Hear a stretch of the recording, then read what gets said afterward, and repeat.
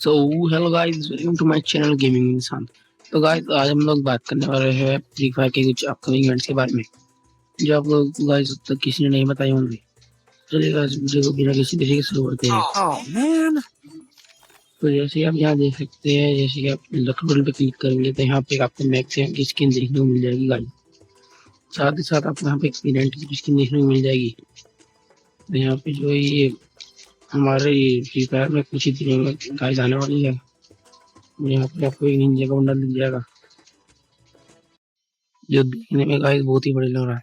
और इसी के साथ साथ एक ग्लोअल की स्किन भी दिख जाएगा, और फिर एक फीमेल बंडल है, और फिर यहाँ पे एक छोटी सी और जो होती है उसकी स्किन है गाइस। और सबसे बढ़िया बात यहाँ पे हमारी जो स्कॉर्पियन सेटर यानी M1014 की जो ईवो स्किन है वो गाइस वापस आने वाली है।